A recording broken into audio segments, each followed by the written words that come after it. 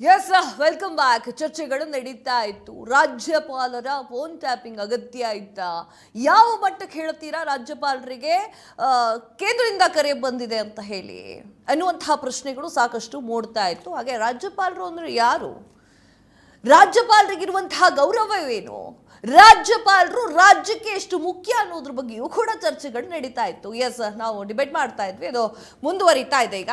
Yes sir, ನೀವು ಒಂದು ಮಾತು ಹೇಳ್ತೀರಾ ಮಹಾಂತೇಶ್ ಅವರೇ, ರಾಜ್ಯಪಾಲರು ಶೇಮ್ ಅಂತ ಹೇಳಿ. ಆ ರಾಜ್ಯಪಾಲರು ಅಂತಂದ್ರೆ ನಿಮ್ಮ ಪ್ರಕಾರ ಯಾರು ಸರ್ ಹಂಗಾದ್ರೆ? ನೋಡಿ ಮೇಡಮ್, ರಾಜ್ಯಪಾಲರಿಗೆ ಅವ್ರದೇ ಆದಂತ ಗೌರವ ಹುದ್ದೆ ಇರುತ್ತೆ. ಆ ಕರ್ತವ್ಯವನ್ನ ಹಕ್ಕನ್ನ ನಿಭಾಯಿಸಬೇಕಾಗತ್ತೆ. ಆ ಕರ್ತವ್ಯವನ್ನ ಗಾಳಿಗೆ ತೂರಿ ನಿಭಾಯಿಸಿದ್ರೆ ಅರ್ಥ ಇಲ್ಲ. ಒಂದು ನಿಮಿಷನೂ ಸಹ ರಾಜ್ಯಪಾಲರಿಗೆ ಕೂತ್ಕೊಳ್ಳಕ್ ಆಗದೆ ಇದ್ದಂದ್ರೆ ಇನ್ನೇನು ಅರ್ಥ? ಯಾರ್ದೋ ಮಾತಿಗೆ ಕೇಂದ್ರದ ಕೈಗೊಂಬೆಯಾಗಿ ಕೇಂದ್ರದಿಂದ ಏನ್ ಫೋನ್ ಬಂತಲ್ಲ, ನಮ್ಮ HK ಪಾಲ್ರಿ ಇವತ್ತು ಅದನ್ನ 2-3 ಸತಿ ಹೇಳಿದ್ದಾರೆ. ಕೇಂದ್ರ ಸರ್ಕಾರದಿಂದ ಫೋನ್ ಬಂದಿದೆ, ಗೃಹ ಸಚಿವರಿಂದ ಮತ್ತು ರಾಜ್ಯಭವನದಿಂದ. ನನ್ನ ಪ್ರಶ್ನೆ ಏನು ಅಂದ್ರೆ, ಹೆಂಗ್ ಗೊತ್ತಾಯ್ತು ನಿಮ್ಗೆ HK ಪಾಟೀಲ್ ಅವರಿಗೆ? ಹೆಂಗ್ ಗೊತ್ತಾಯ್ತು ಮೇಡಮ್? ಈಗ ಗೃಹ ಸಚಿವ ಕೇಶವ ಕೃಪಾದಿಂದನೇ ಹೆಂಗ್ ಗೊತ್ತಾಗುತ್ತೆ? ನೋಡಿ, ಅದನ್ನ ಅವ್ರಿಗೆ ಕೇಂದ್ರದವ್ರಿಗೇನು ಕೇಳೋಣ. ಬಿಜೆಪಿ ಅವ್ರಿಗೆ ಆಲ್ರೆಡಿ ಇಲ್ಲಿ ಇದಾರೆ, ಅಲ್ಲಿ ಇದ್ದಾರೆ, ಅವ್ರಿಗೆ ಕೇಳಿ ಬಂದಿದೆ ಅಂದಲ್ಲೇ ಅವ್ರು ವರ್ತಿಸ್ತಾರೆ. ಇಲ್ಲ ಅಂದ್ರೆ ಆರೋಪ ಮಾಡ್ಲಿಕ್ಕೆ ಸಾಧ್ಯವಿಲ್ಲ. ಆ ಆರೋಪವನ್ನ ಮಾಡ್ಬೇಕಾದ್ರೆ ಅದನ್ನ ಸಾಬೀತುಪಡಿಸ್ತೀವಿ ಮೇಡಮ್.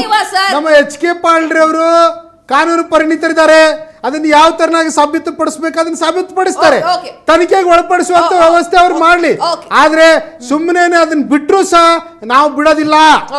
ಕೇಂದ್ರ ಮತ್ತು ಗೃಹ ಸಚಿವರಿಂದ ಬಂದಂತ ಫೋನ್ ಟ್ಯಾಪಿಂಗ್ ವಿಚಾರದಲ್ಲಿ ನಾವು ಬಿಡೋದಿಲ್ಲ. ಅದನ್ನ ತನಿಖೆಗೆ ಒಳಪಡಿಸಿದ್ರೆ ಗೊತ್ತಾಗುತ್ತೆ. ಅದನ್ನ ಇವರು ಕದ್ದಾಲಿಕೆ ಮಾಡಿದಾರೋ ಪ್ರಶ್ನೆ ಇಲ್ಲ. ಹಾಗಾದ್ರೆ ಆರೋಪ ಮಾಡ್ಬೇಕಾದ್ರೆ ತನಿಖೆಯಿಂದ ಆರೋಪ ಮಾಡಕ್ಕೆ ನಿಮಗೆ ಬೇಕಾಗಿತ್ತಾ? ನಿಮಗೆ ಹೆಂಗ್ ಗೊತ್ತ ಬೇಕಾಗಿ ಆರೋಪ ಮಾಡಕ್ ಹಕ್ಕಿದೆ ಮೇಡಮ್. ಸಂವಿಧಾನಬದ್ಧವಾಗಿ ಆರೋಪ ಮಾಡಿ ಬಂದಿದೆ ಅಂತ ಹೇಳ್ತಾ ಇದ್ದಾರೆ. ಬಂದಿದೆ, ಅದು ರಾಜ್ಯಪಾಲರ ಮೇಲೆ ರಾಷ್ಟ್ರಪತಿಗೂ ಮಾಡಕ್ ಹಕ್ಕಿದೆ. ಆರೋಪ ಮಾಡ್ಲಿಕ್ಕೆ ಕೇಂದ್ರ ಸರ್ಕಾರ ಇರ್ಬೋದು, ರಾಜ್ಯ ಸರ್ಕಾರ ಇರ್ಬೋದು, ರಾಷ್ಟ್ರಪತಿ ಆರೋಪ ಮಾಡೋದ್ರಲ್ಲಿ ಯಾವ್ದು ತಪ್ಪಿಲ್ಲ. ಸಾಬೀತುಪಡಿಸೋದು ನಾನು ಈ ವಾಹಿನಿ ಮುಖಾಂತರ ಈ ಕಾಂಗ್ರೆಸ್ ಸರ್ಕಾರಕ್ಕೆ, ಕಾಂಗ್ರೆಸ್ ವಕ್ತಾರರಿಗೆ ಚಾಲೆಂಜ್ ಮಾಡ್ತೀನಿ. ಇವ್ರಿಗೆ ಏನಾದ್ರೂ ನೀವು ಹೇಳ್ತಾರಲ್ಲ ದಮ್ಮು ತಾಕತ್ತು ಅಂತ ಹೇಳಿ, ಅದೇನಾದ್ರೂ ಇದ್ರೆ ರಾಜ್ಯಪಾಲರಿಗೆ ಕರೆ ಬಂದಿದೆ ಕೇಂದ್ರದಿಂದ ಅಂತ ಹೇಳಿ ನೀವು ಅದನ್ನ ಸಾಬೀತುಪಡಿಸಿ. ಇಲ್ಲ ಅಂತಂದ್ರೆ ನಾವು ದೊಡ್ಡ ಮಹಾನ್ ಸುಳ್ಳು ಅಂತ ಒಪ್ಕೊಳ್ಳಿ. ಅರೆ ನೀವು ಹೇಳ್ತಿದ್ದೀರಲ್ಲ ಕರೆ ಬಂದಿದೆ ಅಂತ, ನಿಮಗೆ ಗೊತ್ತಿರ್ಬೇಕಲ್ವಾ? ಈಗ ನಿಮಗೆ ಗೊತ್ತಿದ್ರೆ ನಿಜ ಅಂತ ಒಪ್ಕೊಳ್ಳಿ. ಹೌದು ಕರೆ ಬಂದಿದೆ, ನಾನು ಕೇಳಿಸ್ಕೊಂಡಿದ್ದೀನಿ ಅಂತ HK ಪಾಟೀಲ್ ಹೇಳ್ಬೇಕು, ಇಲ್ಲ ಮುಖ್ಯಮಂತ್ರಿಗಳು ಹೇಳ್ಬೇಕು ಹೌದು ನಾನು ಕೇಳಿಸ್ಕೊಂಡಿದ್ದೀನಿ ಅಂತ. ಅದನ್ನ ಹೇಳಿ. ಇಲ್ವಾ ನಾವು ಸುಮ್ಮನೆ ರಾಜ್ಯಪಾಲರ ವಿರುದ್ಧ ಸುಮ್ಮನೆ ಗಾಳಿ ಗುಂಡುಡಿತಾ ಇದೀವಿ ಅಂತ ಒಪ್ಕೊಳ್ಳಿ. ಮತ್ತೆ ಇನ್ನೊಂದು ಮೇಡಮ್, ಇವತ್ತು ಇವರು ಸದನ ಮಾಡ್ತಿರ್ತಕ್ಕಂಥದ್ದೇ ರಾಂಗ್ ಮೇಡಮ್. ಇವ್ರು ಎಂತ ಮಾಡ್ತಿದ್ದಾರೆ? ಸದನ ಯಾವ ವಿಚಾರ ಚರ್ಚೆ ಮಾಡ್ತಿದ್ದಾರೆ? ಈ ರಾಜ್ಯದಲ್ಲಿ ನಡೀತಾ ಇರ್ತಕ್ಕಂಥ ಭ್ರಷ್ಟಾಚಾರಗಳು, ಅಭಿವೃದ್ಧಿ ಶೂನ್ಯ ಅಥವಾ ಅನಾಚಾರಗಳು, ಲೂಟಿ, ಹೆಣ್ಮಕ್ಳ ಮೇಲೆ ಗುಂಡಾಗಿರಿ, ಅಥವಾ ಇಲ್ಲಿ ಡ್ರಗ್ಸ್ ಫ್ಯಾಕ್ಟ್ರಿ ತಗಲಾಯ್ಕೊಂತು, ಅಥವಾ ಈ ಅಕ್ರಮ ಬಾಂಗ್ಲಾದೇಶಿ ವಲಸಿಗರು, ಮತ್ತೆ ಯಾರು ಗುಜರಾತಿ ATS ನವ್ರು ಬಂದು ಉಗ್ರಗಾಮಿಗಳು ಹಿಡ್ಕೊಳೋದು, ಇದು ವಿಚಾರ ಚರ್ಚೆ ಮಾಡ್ತಿದಾರಾ? ಅರೆ ಯಮುನರೇಗವನ್ನ ಹೆಸರು ಬದಲಾಯಿಸ್ಬಿಟ್ಟಿದ್ದಾರೆ. ಹೆಸರು ಬದಲಾಯಿಸಿದೆ ಒಂದು ಸಣ್ಣ ವಿಚಾರಕ್ಕೆ 1 ವಾರ ಸದನವನ್ನ ಮಾಡ್ತಕ್ಕಂಥ ಅವಶ್ಯಕತೆ ಇತ್ತ ಅಂತಕ್ಕಂಥದ್ದು ಒಂದು ಮೇಡಮ್. ಮತ್ತೆ ಇನ್ನೊಂದು, ಕಾಂಗ್ರೆಸ್ನವ್ರಿಗೆ ಮೊದಲಿಂದಲೂ ಅಭ್ಯಾಸ ಆಗ್ಬಿಟ್ಟಿದೆ ಮೇಡಮ್. ಇವರಿಗೆ ಯಾರೇ ಆಗ್ಲಿ, ಈ ದೇಶದ ಪ್ರಧಾನಮಂತ್ರಿ ಆಗ್ಲಿ, ಈ ದೇಶದ ಮುಖ್ಯಮಂತ್ರಿ ಆಗ್ಲಿ, ಯಾರಾದ್ರೂ ಈ ಒಂದು ಕುಟುಂಬಕ್ಕೆ ರಿಮೋಟ್ ತರ ಇರ್ಬೇಕು, ಹೇಳ್ದಂಗೆ ಕೇಳ್ಕೊಂಡು ಬಿದ್ದಿರ್ಬೇಕು. ಅವ್ರು ರಾಜ್ಯಪಾಲರಾಗ್ಲಿ, ರಾಷ್ಟ್ರಪತಿ ಆಗ್ಲಿ, ಪ್ರಧಾನಮಂತ್ರಿ ಆಗ್ಲಿ, ನಾವು ನೋಡಿದೀವಿ ರಿಮೋಟ್ ಪ್ರಧಾನಿಯನ್ನ ಇಟ್ಕೊಂಡು 10 ವರ್ಷ ಅಧಿಕಾರ ಮಾಡಿದವರು ಇವರು. ಇವ್ರು ಹೇಳ್ದಂಗೆ ಕೇಳಲಿಲ್ವಾ, ಅವರೇ ಸರಿ ಇಲ್ಲ. ಇವತ್ತು ರಾಜ್ಯಪಾಲರು ಇವ್ರು ಹೇಳ್ದಂಗೆ ಕೇಳಿಲ್ಲ, ಅದಕ್ಕೆ ಸರಿ ಇಲ್ಲ ಅಂತ ಹೇಳ್ತಾ ಇದ್ದಾರೆ. ಇವತ್ತು ನಾನು ಹೇಳ್ತಕ್ಕಂಥದ್ದು ಫೈನಲ್ ಆಗಿ ಮೇಡಮ್, ಇವತ್ತು ಇವ್ರು ಏನು ಹೇಳ್ತಿದಾರಲ್ಲ ನಮ್ಮ ಕಾಂಗ್ರೆಸ್ ವಕ್ತಾರು, ಶೇಮ್ ರಾಜ್ಯಪಾಲರೇ ಅಂತ ಹೇಳ್ತಿದ್ದಾರೆ. ಅರೆ ರಾಜ್ಯಪಾಲರು ಯಾರು ತಿಳ್ಕೊಡ್ರಿ. ಒಂದು ಮನೆ ಯಜಮಾನ ರೀ, ನಾವೆಲ್ಲ ಮನೆಯ ಸದಸ್ಯರು. ಆ ಮನೆಯ ಯಜಮಾನನ ಬಗ್ಗೆ ಮಾತಾಡ್ತಿರಲ್ಲ, ನಿಮ್ಗೆ ಒಂದು ಸಂವಿಧಾನದ ಮಹತ್ವ ಗೊತ್ತಾ? ಒಂದು ಈ ಸದನದ ಮಹತ್ವ ಗೊತ್ತಾ? ಈ ರಾಷ್ಟ್ರದ ಪ್ರಜಾಪ್ರಭುತ್ವದ ಮಹತ್ವ ಗೊತ್ತಾ? ಮಹತ್ವ ಗೊತ್ತಿಲ್ಲದಲ್ಲ ನೀವೆಲ್ಲ ಮುಖ್ಯಮಂತ್ರಿಗಳು, ಉಪಮುಖ್ಯಮಂತ್ರಿಗಳಾಗಿದ್ದೀರಾ ಅಂದ್ರೆ ನಿಮಗೆ ಶೇಮ್ ಆಗ್ಬೇಕು, ಈ ಪಕ್ಷದವರಿಗೆ ಶೇಮ್ ಆಗ್ಬೇಕು. ನನಗೆ ಪ್ರಶ್ನೆ ಅರ್ಥ ಆಯ್ತು ಮಹಾಂತೇಶ್ ಅವರೇ. ಅವ್ರು ಕೇಳ್ತಾ ಇರೋದು ಇಷ್ಟೇ, ಏನು ಅಂತಂದ್ರೆ ಮನೆಯ ಯಜಮಾನಿಗೆ ನೀವು ಗೌರವ ಕೊಡ್ತಾ ಇಲ್ಲ, ರಾಜ್ಯಪಾಲರು ಅನ್ನುವಂತಹ ಒಂದು ಗೌರವವನ್ನ ಕೊಡ್ತಾ ಇಲ್ಲ ಕಾಂಗ್ರೆಸ್ ಸರ್ಕಾರ. ಇನ್ನೊಂದೇನು, ಇದನ್ನ ನಾನು ಹೇಳಕ್ ಇಷ್ಟಪಡ್ತೀನಿ, ಏನು ರಾಜ್ಯಪಾಲರು ಅವ್ರಿಗೇನಾದ್ರೂ ಆಯ್ತು ಅಥವಾ ಅವ್ರಿಗೇನಾದ್ರೂ ಅವಮಾನಗಳಾಯ್ತು ಅಂತಂದ್ರೆ ಸರ್ಕಾರನೇ ಬೀಳುವಂತ ಪರಿಸ್ಥಿತಿ ನಿರ್ಮಾಣ ಆಗುತ್ತೆ ಸರ್. ಅದನ್ನೊಂದು ನೋಡ್ಕೊಳ್ಳಿ. ಯಾಕಂದ್ರೆ ರಾಜ್ಯಪಾಲರು ಅನ್ನುವಂತಹ ಒಂದು ಗೌರವ ಮೇಲ್ದರ್ಜೆಯಲ್ಲಿ ಇರ್ತಾರ ಅವರು. ನೋಡಿ ಮೇಡಮ್, ಇದು ಈಗಾಗಲೇ ಕೇಂದ್ರದ ಕೈಗೊಂಬೆಯಾಗಿ ವರ್ತಿಸ್ತಾ ಇರೋದರಿಂದ ಇದೆಲ್ಲ ಬರ್ತಾ ಇದೆ. ಈಗ 4 ರಾಜ್ಯಗಳು, ದಕ್ಷಿಣ ಭಾರತದ 4-5 ರಾಜ್ಯಗಳ ಮೇಲೆ ಇದು ನಡೀತಾ ಇದೆ. ಮಾನ್ಯ ನರೇಂದ್ರ ಮೋದಿಜಿ ಅವರೇ, ನಾನು ನಿಮಗೆ ಪ್ರಶ್ನೆ ಮಾಡ್ತಾ ಇದ್ದೀನಿ. ಹಾಗಾದ್ರೆ ಅಲ್ಲಿ ಕೂತ್ಕೊಂಡು ಗವರ್ನರ್ ಅವರು ರಾಷ್ಟ್ರಗೀತೆಯನ್ನು ಹಾಡುವವರೆಗೂ ಇರಬೇಕೋ ಬೇಡ, ಇದು ತಪ್ಪೋ ಸರಿಯೋ ಹೇಳಿ ಮೋದಿಜಿ ಅವರೇ.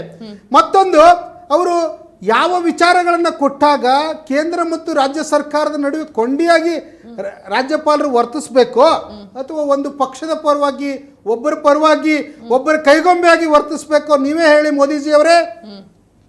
ಮೋದಿಜಿ ಅವರೇ, ಕೇಂದ್ರಕ್ಕೆ ಅನ್ಯಾಯವಾದಾಗ ಕೇಂದ್ರದ ವಿಷಯ ರಾಜ್ಯಕ್ಕೆ ಅನ್ಯಾಯ ಕೇಂದ್ರಕ್ಕೆ ಹೋಗಿ ಆ ವಿಚಾರಗಳನ್ನ ತಲುಪಿಸಿ ಅಲ್ಲಿಂದ ರಾಜ್ಯಕ್ಕೆ ಬರುವಂತ ಹಣಕಾಸಿಂದಾಗಿರ್ಬೋದು ಮತ್ತೊಂದನ್ನು ತಂದು ಕೊಡ್ಬೇಕು. ರಾಜ್ಯ ಸರ್ಕಾರ ತಪ್ಪು ಮಾಡಿದಾಗೂ ಇದನ್ನ ಕಿವಿ ಹಿಂಡಿ ಹೇಳುವಂತ ವ್ಯವಸ್ಥೆಗೆ ರಾಜ್ಯಪಾಲರು ಮಾಡ್ಬೇಕು. ಆದ್ರೆ ಎಲ್ಲನೂ ಮರೆತು ಬಿಟ್ಟು ಮಾಡಿದ್ರೆ ನಾಳೆ ಮುಂಬರುವ ದಿನಗಳಲ್ಲಿಯೂ ಸಹ ಗವರ್ನರ್ ಅನ್ನ ಬದಲಾವಣೆ ಮಾಡಬಹುದು. ಇದು ರಾಜ್ಯದ ಒಕ್ಕೂಟ ವ್ಯವಸ್ಥೆ, ನನ್ನೊಬ್ಬನ ಸತ್ತಲ್ಲ. ಈಗಾಗಲೇ ದಕ್ಷಿಣ ಭಾರತದ ಹಲವಾರು ರಾಜ್ಯಗಳು ಆ ಗವರ್ನರ್ ವಿಧಿಸಿದೆ. ಅದು ಕರ್ನಾಟಕದಲ್ಲಿ ಬರುತ್ತೆ. ಮುಂದಿನ ದಿನಮಾನಗಳಲ್ಲಿ ಗವರ್ನರ್ ಬದಲಾವಣೆ ಮಾಡಿದ್ರೆ ಸರ್ಕಾರ ನಡೆಯಬಹುದು. ಆದ್ರೆ ಇದರ ಮೂಲಕ ಸರ್ಕಾರವನ್ನ ಕಿತ್ತರಿಸುತ್ತವೆ ಅನ್ನುವ ದಂಬಾಳಿಕೆಗೆ ನಾವು ಯಾರು ಹೆದರೋದಿಲ್ಲ. 135 ವಿಧಾನ ಪರಿಷತ್ ವಿಧಾನಸಭೆ ಸದಸ್ಯರನ್ನು ಹೊಂದಂತ ಅತ್ಯಂತ ಉತ್ತರ ಭಾರತದಲ್ಲಿಯೇ ಅತ್ಯಂತ ದೊಡ್ಡ ರಾಜ್ಯ ಸರ್ಕಾರ. ಅದಕ್ಕೆ ಈ ಎಲ್ಲ ಡೊಂಬಾಡಿಕೆಗಳಿಗೆ, ಈ ಎಲ್ಲ ಪಗರ್ ಬೆದರಿಕೆಗಳಿಗೆ ಹೆದರೋದಿಲ್ಲ. ನೀವು ಮೊನ್ನೆನೆ ರಾಜ್ಯ ಸರ್ಕಾರವನ್ನು ಹೊಗಳಿದಿರಿ, ಆ ತೆರನಾಗಿ ಹೊಗಳಬೇಕಾದ್ರೆ ಏನ್ ಕಾರಣ ಅನ್ನೋದು ಅರಿವಿರಲಿ. ಸರ್, ದಿಲೀಪ್ ಅವರು ಏನ್ ಕೇಳ್ತಾ ಇದ್ದಾರೆ ಅವರು ಅಂತಂದ್ರೆ, ರಾಜ್ಯಪಾಲರು ಇವಾಗ ಸದನ ಯಾವ ಕಾರಣಕ್ಕೆ ಮಾಡಿದ್ದಾರೆ ಅಂತ ಎಲ್ಲರಿಗೂ ಕೂಡ ಗೊತ್ತಿದೆ. ನರೇಗಾ ಎನ್ನುವಂತಹ ಹೆಸರನ್ನ ತೆಗೆದಾಕಿ ಜಿ ಎನ್ನುವಂತಹ ಹೆಸರನ್ನ ಹಾಕಿದ್ದಾರೆ ಅನ್ನುವಂತಹ ಕಾರಣಕ್ಕೆ ಕೇಂದ್ರದ ವಿರುದ್ಧವಾಗಿರುವಂತಹ ಸಮರ, ಅದು ಕಾಂಗ್ರೆಸ್ ಪಕ್ಷದವರು ಎಲ್ಲರೂ ಕೂಡ್ಕೊಂಡು ಮಾಡ್ತಾ ಇದ್ದಾರೆ. ಆ ಒಂದು ಸದನಕ್ಕೆ ಬಂದ್ಕೊಂಡು ರಾಜ್ಯಪಾಲರು 34 ಸೆಕೆಂಡ್ ಇರ್ತಾರೆ ಅಂತಂದ್ರೆ ಅದು ಕೇಂದ್ರದ ಕೈಗೊಂಬೆ ತರನೇ ಆಗಿಲ್ವಾ ಅನ್ನುವಂತಹ ಪ್ರಶ್ನೆ ಸರಿ ಇದೆಯಾ? ಆನ್ಸರ್ ನೋಡಿ. ಕೇಂದ್ರದ ಕೈಗೊಂಬೆಯಾಗಿ ರಾಜ್ಯಪಾಲದ ವರ್ತಿಸ್ಲಿಕ್ಕೆ ಒಂದೇ ಒಂದು ಉದಾಹರಣೆ ಕೊಡ್ಲಿ. ಈ ವಿಚಾರದಲ್ಲಿ ಕೇಂದ್ರದ ರಾಜ್ಯ ಉತ್ತರ ಕೊಡ್ತೀನಿ ನೋಡಿ. ನಾನು ಅದಕ್ಕೆ ಹೇಳೋದು ಕಾಂಗ್ರೆಸ್ ವಕ್ತಾರಗಳಿಗೆ ಆಗಿರ್ಬೋದು ಅಥವಾ ಕಾಂಗ್ರೆಸ್ ನಾಯಕರುಗಳಿಗೆ, ಸಂವಿಧಾನ ಓದ್ಕೊಳ್ಳಿ. ಆರ್ಟಿಕಲ್ 176 ಏನ್ ಹೇಳ್ತೇನೆ ಓದ್ಕೊಂಬನ್ನಿ. ನಾನು ಉತ್ತರ ಸರಿ ಮಾತಾಡಿಯ ಮೇಲೆ ಓದ್ಕೊಂಬನ್ನಿ. ನಾನು ಅದನ್ನೇ ಹೇಳಿದೆ. ಯಾವುದೇ ವಿಚಾರವನ್ನ ಅಂದ್ರೆ ರಾಜ್ಯಪಾಲರಿಗೆ ಭಾಷಣವನ್ನ ಸದನದಲ್ಲಿ ಮಂತ್ರಿಮಂಡಲ ಬರೆದುಕೊಟ್ಟಾಗ ಅವರು ಓದುವುದು ಬಿಡುವುದು ತನ್ನ ವಿವೇಚನೆಗೆ ಬಿಟ್ಟಿದ್ದು ಅಂತೇಳಿ ಸುಪ್ರೀಂ ಕೋರ್ಟೇ ತೀರ್ಪು ಕೊಟ್ಟಿದೆ.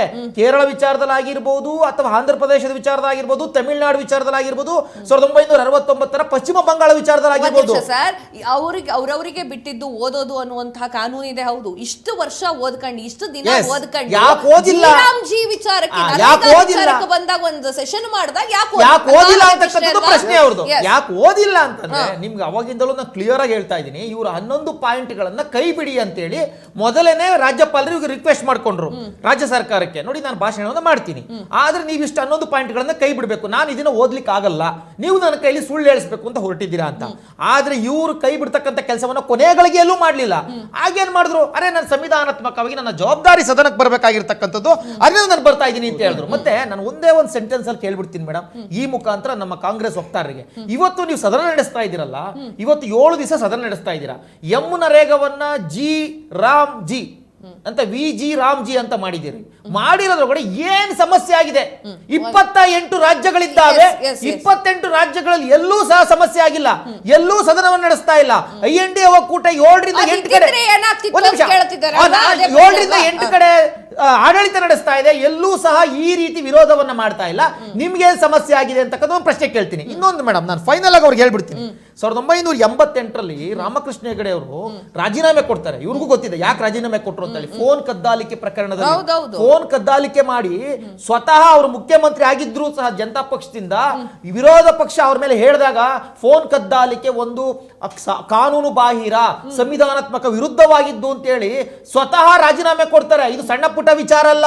ನೀವ್ ಹೇಳ್ತಾ ಇದೀರಿ ಅಂತಂದ್ರೆ ಇವತ್ತು ಯಾರು ಹೇಳ್ತಾ ಇದ್ರೆ ಅವ್ರು ರಾಜೀನಾಮೆ ಕೊಡ್ಬೇಕು. ಫೋನ್ ಕದ್ದಾಲಿಕೆ ಮಾಡಿದಿರಿ, ರಾಜೀನಾಮೆ ಕೊಡ್ಬೇಕು. ದಯಮಾಡಿ ಉತ್ತರ ಕೊಡಿ. ನಾನು ಅವರ ವಕ್ತಾರರಿಗೆ ಕೇಳ್ತಾ ಇದ್ದೀನಿ, ವಿ ರಾಮ್ಜಿ ನಲ್ಲಿ ಹೆಸರು ಬದಲಾವಣೆ ಆಗಿದೆ ಅನ್ನೋದೊಂದು ಬಿಟ್ರೆ ರಾಜ್ಯಕ್ಕೆ ಯಾವ ರೀತಿ ಅನ್ಯಾಯ ಆಗ್ತಾ ಇದೆ ಅಂತ ನಿಮ್ ಪ್ರಶ್ನೆ ಗೊತ್ತಾಯ್ತು ಸರ್. ಇಲ್ಲಿ ಪ್ರಶ್ನೆ ಏನು ಅಂತಂದ್ರೆ ನರೇಗಾ ಎನ್ನುವಂತಹ ಹೆಸರನ್ನು ತೆಗೆದಾಕಿ ಜಿ ರಾಮ್ಜಿ ಅಂತ ಹೇಳಿ ಮಾಡಿದ್ದಾರೆ. ನಿಮ್ ಪ್ರಾಬ್ಲಮ್ ಏನಾಗ್ತಾ ಇದೆ? ಹೇಳ್ತೀನಿ. ದಿಲೀಪ್ ಅವರು ಇಲ್ಲಿಂದ ಬಂದಿರ್ಬೋದು, ಬೆಂಗಳೂರವರು. ನಾನು ಸ್ವತಃ ಹಳ್ಳಿಗಾಡಿನಿಂದ, ಮಟ್ಟದಿಂದ ಗ್ರಾಮ ಪಂಚಾಯತ್, ತಾಲೂಕ್ ಪಂಚಾಯತ್ ಮತ್ತು ಜಿಲ್ಲಾ ಪಂಚಾಯತ್ ಸರ್ ಇದೆಲ್ಲ ನಾಲೆಜ್ ಇದ್ಕೊಂಡೇ ಕರೆಸ್ತೀವಿ ಒಂದೇ ಪ್ರಶ್ನೆ ನಾನು ಅದಕ್ಕೆ ಹೇಳ್ತಾ ಇದ್ದೀನಿ, ಅದಕ್ಕೆ ಕೇಳಿ. ಮಹಾತ್ಮ ಗಾಂಧಿ ಅವರ ಹೆಸರನ್ನ ಬದಲಾವಣೆ ಮಾಡೋದ್ರಲ್ಲಿ ನಿಮ್ದೇನ್ ತಪ್ಪಿದೆ? ಮಹಾತ್ಮ ಗಾಂಧಿ ಅವರ ಹೆಸರನ್ನೇ ಯಾಕೆ ನೀವು ಬದಲಾವಣೆ ಮಾಡಿದ್ರಿ? ಈ ರಾಷ್ಟ್ರದ ಪಿತಾಮಹರಿ, ಈ ದೇಶಕ್ಕೆ ಸ್ವಾತಂತ್ರ್ಯ ಕೊಟ್ಟಂತ ಪಿತಾಮಹರಿ ಅವರನ್ನ ಹೆಸರನ್ನ ಚೇಂಜ್ ಮಾಡೋದ್ರಲ್ಲಿ ಅರ್ಥ ಇಲ್ಲ. ನಾನು ಹೇಳೋದ್ರಿಗೆ ಮುಗಿಲಿ. ಎರಡನೇದ್ದು, ಇನ್ನು ಮನ್ರೇಗಾ ಯೋಜನೆ ಬಗ್ಗೆ ಹೇಳಿದ್ರು ಅವರು, ಆದ್ರೆ ಅಲ್ಲಿಯೂ ಸಹ ಹಲವಾರು ತಪ್ಪುಗಳಿದಾವ್ರಿ. ನಾನೊಬ್ಬ ಕೃಷಿಕ ಸಮಾಜದಿಂದ ಬಂದ, ಕೃಷಿ ವ್ಯವಸ್ಥೆಯಿಂದ ಬಂದವನಾಗಿ ಹೇಳೋದಿಷ್ಟೇ, ನಾನು ನನ್ನ ಹೊಲಕ್ಕೆ, ತೋಟಕ್ಕೆ ರೋಡೋ ರಸ್ತೆನೋ ಬದುವನ್ನು ಹಾಕಬೇಕಾದ್ರೆ ನಾನು ಪಂಚಾಯಿತಿಯಲ್ಲಿ ನನ್ನ ಊರನ್ನಲ್ಲಿರುವ ಅಥವಾ ನನ್ನ ಮನೆಯಲ್ಲಿರುವ ಸದಸ್ಯರನ್ನು ಅಲ್ಲಿ ಎಂಟ್ರಿ ಮಾಡಿ ಅದರಲ್ಲಿ ನಾನು ಗ್ರಾಮ ಪಂಚಾಯಿತಿಯ PDO ಮತ್ತು ಸೆಕ್ರೆಟರಿ ಮೂಲಕ ನಾನು ಇಲ್ಲಿಯೇ ಒಪ್ಪಿಗೆ ತಗೊಂಡು ನಾನು ಆ ಕೆಲಸವನ್ನ ನಾನು ಮಾಡ್ತೇನೆ. ಆದ್ರೆ ಈಗ ಕೇಂದ್ರದ ಪರ್ಮಿಷನ್ ತಗೊಂಡೋಗ್ಬೇಕು ಪ್ರತಿಯೊಂದಕ್ಕೂ. ಆ ಯೋಜನೆಯನ್ನು ಅಲ್ಲ ತಗೊಂಡೋಗ್ಬೇಕು. ಇಲ್ಲೇ ಪಂಚಾಯತ್ ಮಟ್ಟದಲ್ಲಿ ಸಾಲ್ವ್ ಮಾಡ್ತಿದೀವಿ ನೀವು ಅದನ್ನ. ಸುಳ್ಳನ್ನ ಹೇಳದ್ ಬಿಡಿ. ಅಲ್ಲ, ಜಾಬ್ ಕಾರ್ಡ್ ಮಾಡಿಕ್ಕೆ ಕೇಂದ್ರದಿಂದ ಪರ್ಮಿಷನ್ ಬೇಕು ಅಂತ ಹಸಿ ಸುಳ್ಳು ಯಾಕೆ ಹೇಳ್ತೀರಿ? ಹಸಿ ಸುಳ್ಳು ಯಾಕೆ ಹೇಳ್ತೀರಿ? ಕೇಂದ್ರದಿಂದ ಒಂದು ಜಾಬ್ ಕಾರ್ಡ್ ಮಾಡ್ಬೇಕಾಗಿರೋದು ಅಲ್ಲಿಂದ PDO ಕರ್ತವ್ಯ. PDO ಸೆಕ್ರೆಟರಿ ಅಪ್ರೂವಲ್ ಕೊಡೋರು ಮಾಡಲ್ಲ ರೀ. ಕೇಂದ್ರ ನರೇಂದ್ರ ಮೋದಿ ನೀವು ಓದಿಲ್ಲ, ಅದನ್ನ ಅಪ್ರೂವಲ್ ಕೊಡ್ಬೇಕು. ಕೇಂದ್ರದವ್ರು ಅಪ್ರೂವಲ್ ಕೊಟ್ರೇನೆ ಅಲ್ಲಾಗೋದು. ನರೇಂದ್ರ ಮೋದಿ ಕೊಡೋದ ಸ್ವಾಮಿ.